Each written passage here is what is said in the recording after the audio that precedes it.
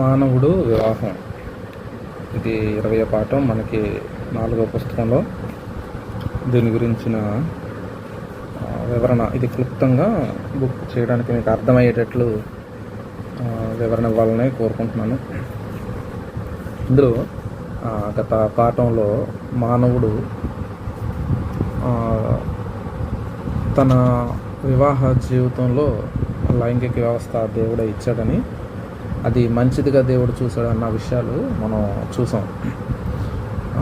భూమిని నింపి దాన్ని అభివృద్ధి పెంపొందించడానికి దేవుడిచ్చిన గొప్ప అది కృప అవకాశాలు. ఇక్కడ మానవుడు తన జీవితంలో చేయవలసిన పనులు క్రియల గురించి ఈ పాఠంలో మనం నేర్చుకుంటాం. ముఖ్యంగా బైబిల్లో మానవుడు వివాహం అన్న విషయాలు మనం చూసుకుంటే కనుక వివాహం గురించిన సందర్భాలు సాధారణంగా 3 సందర్భాలు వివాహం గురించి మనం చూసుకుంటాం. ఆదికాండంలో ఆదాం గురించి ఇది ఫస్ట్ వివాహం గురించి చూసుకుంటాం. ఆదాము సందర్భంలో 2వ అధ్యాయంలో ఆదాము అవ్వ, ఎందుకంటే అక్కడ భార్య అని పిలువబడ్డం, ఆదాముని పురుషుడు లేదా భార్య భర్తలు అన్న విధానం దేవుడు చేసిన మొట్టమొదటి వివాహంగా అక్కడ చూస్తాం. రెండవదిగా ఇస్సాకు వివాహం గురించిన వివరణ మనకి కనబడుతుంటుంది. మొదటేమో ఆదాముది, తర్వాత ఏమో ఇస్సాకు వివాహం గురించిన వివరణ ఆదికాండం 24వ అధ్యాయంలో. ఇది 2 పాత నిబంధనలో కనబడుతుంటాయి. మనకి కొత్త నిబంధనలో వచ్చేవాడికి యోహాను సువార్త 2వ అధ్యాయంలో యేసుక్రీస్తు ప్రభువారు కానా వివాహానికి ఆయన ఆహ్వానించబడతారు కదా. ఈ కానాలో జరిగిన వివాహం గురించి మనకు కనబడుతుంది. ఈ 3 సందర్భాల్లోనూ వివాహం అది ఎలా జరిగింది, అక్కడ కొన్ని సంఘటనల గురించిన విషయాలు అక్కడ కనబడుతుంటాయి మనకి. అక్కడ ఎలా సంఘటన అంటే ఆదిలో మానవుడు ఇద్దరిని ఎలా తయారు చేశాడు ఏంటనే విషయాలు మొదటి వివాహంలో కనబడతాయి. వివాహంలో స్త్రీ పురుషులు అది ఎలా ఉండాలి, ఇంకా స్త్రీని ఎలాగ ఏర్పాటు చేసుకున్నాడు, భార్యని ఎలాగ ఏర్పాటు చేసుకున్నాడు, కొన్ని సంఘటనలు ఇక్కడ కనబడుతుంటాయి. యోహాను సువార్తకు వచ్చేటికేమో అక్కడ ఉన్న లోటు యేసు ప్రభువు వారు ఎలా తీర్చారన్న విషయాలు కనబడుతుంటాయి.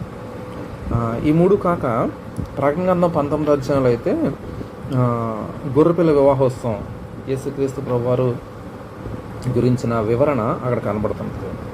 ఇక్కడ వివాహం అనగానే శారీరక సంబంధమైంది కాదు. మనం ముందుగానే చూసుకున్నాం. దేవుడు ఇక్కడ చెప్తున్న గొర్రెపిల్ల వివాహోత్సవం గురించిన చెప్పిన సందర్భానికి ముందు మనం చూస్తే వివాహంలోని వాళ్ళు అభివృద్ధి చెందే విధానంలో చాలా విషయాలు మనం చూసుకున్నాం. వాళ్ళ శారీరకం గురించి ఒక్కదాని గురించి మనం ఆలోచించవలసిన పని ఏమీ లేదు అసలు. ఎందుకంటే వివాహం అనేది 2 వ్యక్తులకి ఏర్పాటు చేసిన గొప్ప కృపగా, లేకపోతే దేవుడు ఒక విధానంగా పెడితే అందులో ఆధ్యాత్మికంగా, మానసికంగా, ఉద్రేకపరంగాను, శారీరకపరంగాను అన్నిటిలోని కూడా వాళ్ళు అభివృద్ధి చెందాలి అన్న విషయాలు మానవులకి పెట్టాడు. మరి దేవుడి వివాహం ఎలాగంటే దేవుడు గొర్రెపిల్ల వివాహోత్సవం అనేటప్పటికీ సంఘం గురించి, క్రీస్తు ప్రభు వారి గురించిన వివరణలు అక్కడ కనబడుతుంటాయి. సంఘము,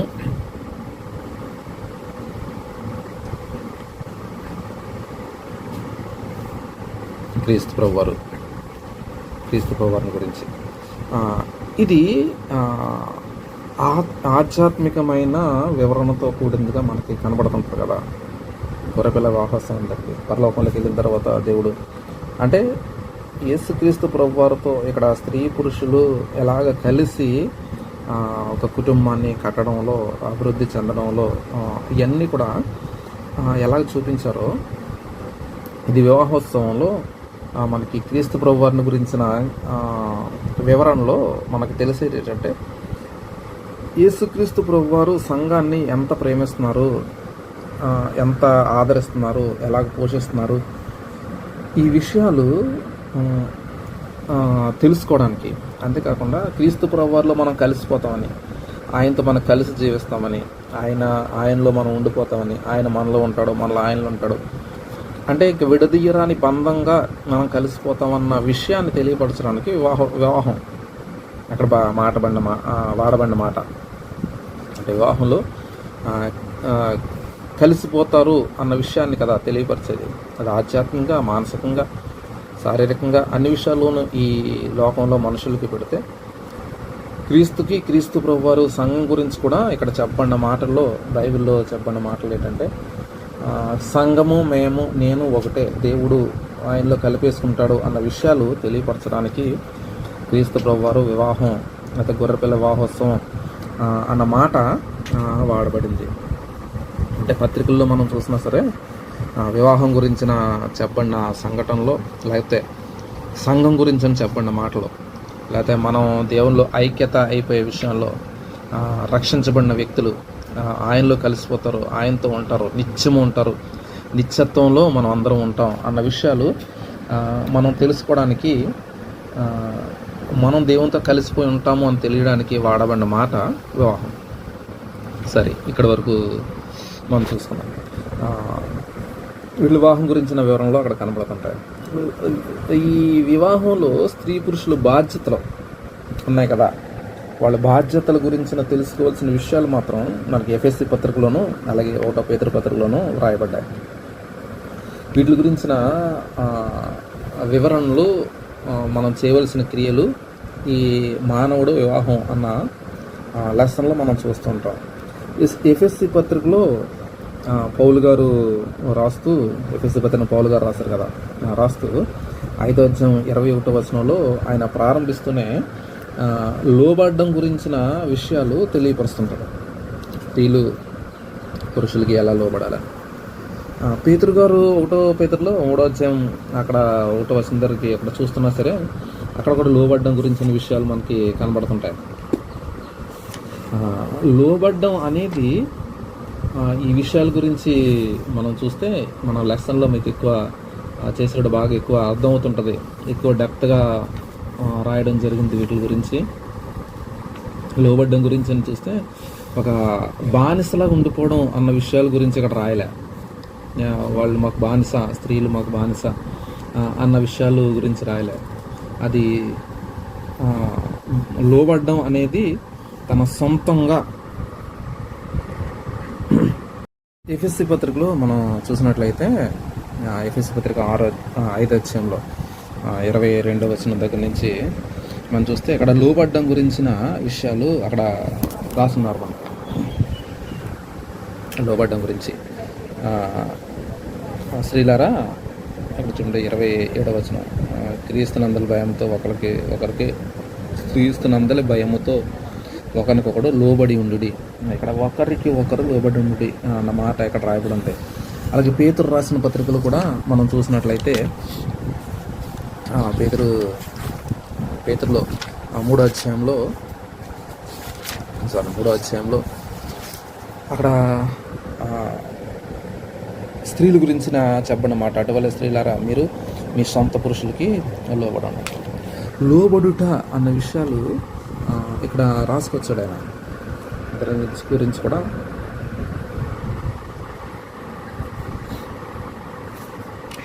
లోబడ్డం.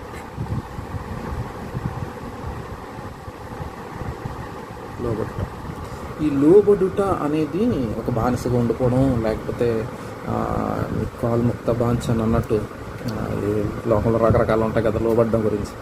ఆ టైప్ కాదు ఇక్కడ దేవుడు బైబిల్ గ్రంథంలో చెప్పేది.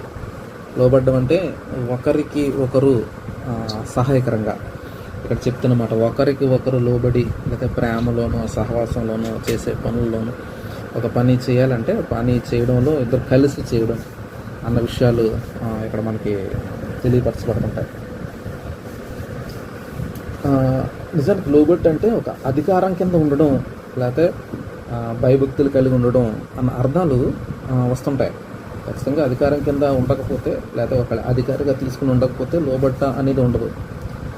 నిజానికి ఆదాము అవ్వ అక్కడ చేసిన తప్పిదాలు దేవునికి లోబడకుండా ఉండుటను బట్టి లోబడి ఉన్నంతసేపు కూడా వాళ్ళకు రాజుల్లాగా అక్కడ అధికారుల్లాగా ఉన్నారు. అక్కడ ఎప్పుడైతే మాకంటే అధికారి ఎందుకు, మేమే అధికారులాగా ఉంటాం, మేమే దేవుళ్ళలాగా అయిపోతాం, మేమే దేవతలు అధికారులాగా ఉంటాము, అధికారం మాకు వచ్చేది అన్న ఉద్దేశం సాతాను ప్రేరణ చేత వాళ్ళు కలిగి ఉన్నారు.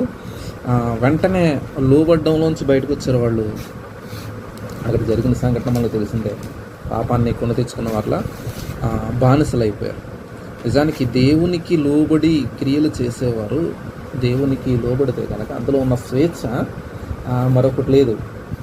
ఇక్కడ ఆదాము అవ్వ తెలుసుకోవలసిన విషయాలు మనకి దేవుడు తెలియపరుస్తున్నాడు.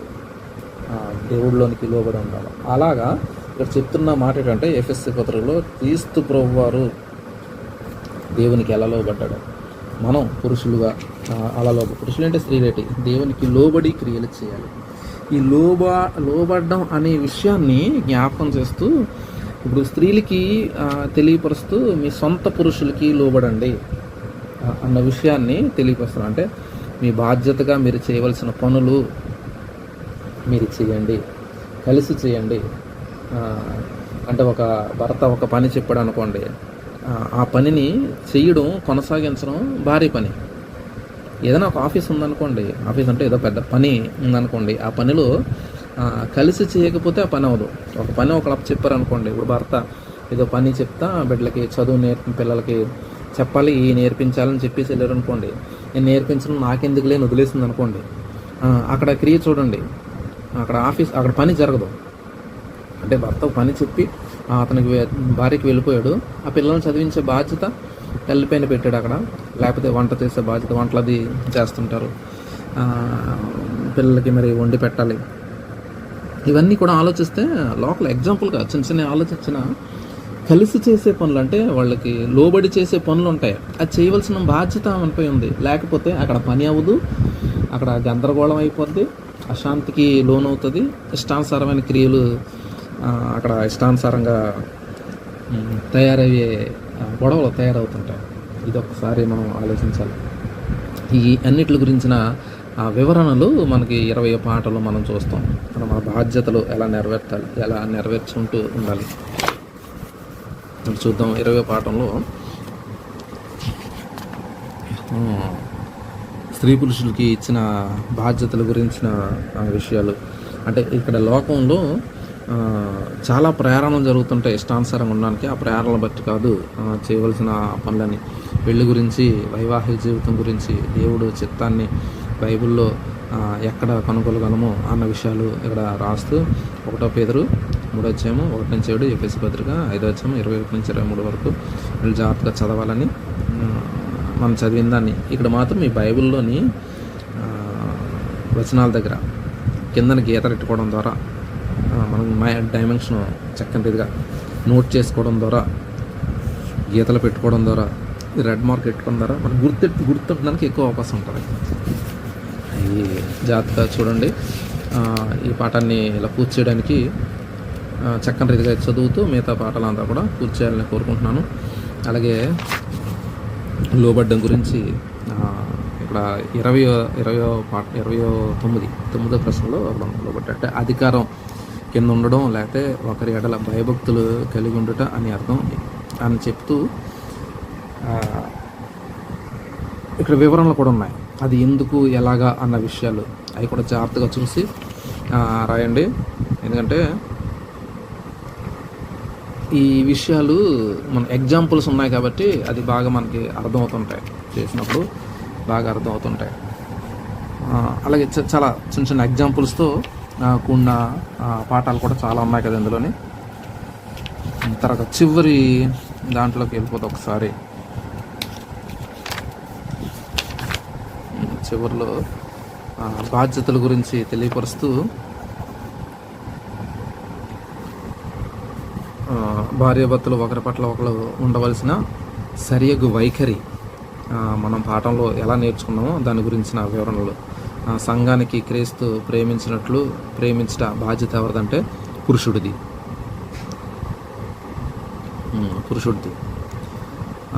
అతనికి లోబడి ఉండడం బాధ్యత ఎవరిదంటే ఆమెకు అంటే స్త్రీకి. అలాగా తర్వాత క్రీస్తుకి లోబడి ఉండడం పురుషుడికి. ఆదుకోబడి భద్రపరచబడి ఉండడం స్త్రీకి. తన సొంత శరీరంకు ప్రేమించినట్లు పురుషుడు ప్రేమించాలి. భార్యను ప్రేమించాలి. భద్రపరచడం, ఆదుకోవడం అనేది పురుషుడు చేయవలసిన పని. అలాగే మగతనం గురించి తప్పుబడే అభిప్రాయాలన్నీ విడిచిపెట్టవలసిన పని పురుషుడిది. ఈ విషయాలు గమనించండి. అలాగే మనం ఏం నేర్చుకున్నామో అన్నిటి గురించి ప్రార్థన చేస్తూ మన నేర్చుకున్న విషయాలు మన జీవితాల్లో, వివాహ జీవితాల్లో, లేకపోతే ఇతర వ్యక్తులకి చెప్పే విషయాల్లో జాగ్రత్తగా ఆలోచించి మన నిర్ణయాలు తీసుకోవాల్సిందిగా కోరుతున్నాను. దేవుని కృప మీ అందరికీ తోడేయండి. ఆయన ఆత్మతో మనల్ని నడిపించింది కాక. Thank you very much.